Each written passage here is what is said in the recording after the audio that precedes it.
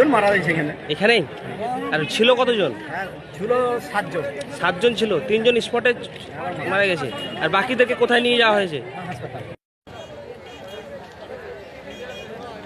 Gobindapur rail gate, ওখানে একটা train pass হয়। ট্রেন পাস হওয়ার পরে গেটম্যান গেটটা তুলে দেয়। তখন যখন গেটটা তুলে টাটা সুমোটা আগিয়ে যায়, তারপরে দ্বিতীয় একটা ট্রেন এসে ওকে আঘাত করে, ওখানে অ্যাক্সিডেন্ট হয়ে সব পড়ে থাকে। তারপরে ওখানে বাসিন্দা বা ওখানকার স্থানীয় যারা লোকাল লোক আছে তারা উঠিয়ে নিয়ে এসে হসপিটালে অ্যাডমিট করে। কজন মারা গেছে বাচ্চা জানেন কি সংখ্যাটা? আপাতত এখন মানে শুনলাম যে 3 জন খুব সিরিয়াস আছে, তো মারার কথা এখনো শুনিনি। তো আপনার বাড়ি কি ওখানেই? আমার বাড়ি ওখানে না, আমার বাড়ি চাঁদপাড়া মোড়। আপনার কি হয় যে অসুস্থ? ওটা আমার দাদা হচ্ছে, গাড়ি চালায়? ড্রাইভার। হ্যাঁ, এখানে হাসপাতালে কি চিকিৎসা হচ্ছে? এখানে তো এখন তো লিস্টে ব্লাড ঝরছে, বলছে দাও তমুক, তারপর দেখবা। আগে 3 নম্বর যাও, টিকিট নিয়ে এসো। টিকিট নিয়ে আসার পরে এখানে যাবা, জেরক্স করে জমা দেবা, তারপরে হবে।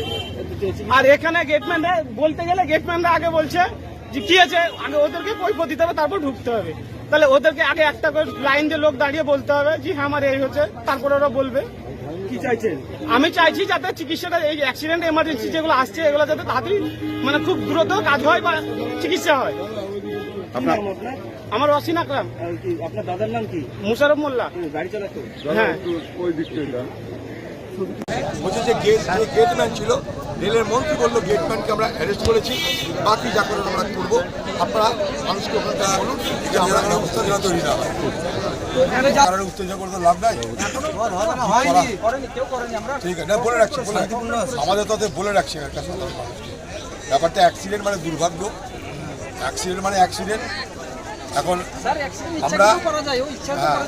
আমরা সেইগুলো যাতে কি ব্যবস্থা করা যায়, যা না করা যায়, আমি রেলের অফিসারদের সঙ্গে কথা বলছি।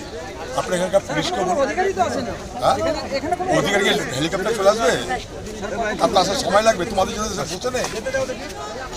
কথা বলুন কি আলোচনা হচ্ছে? আলোচনা আমাদের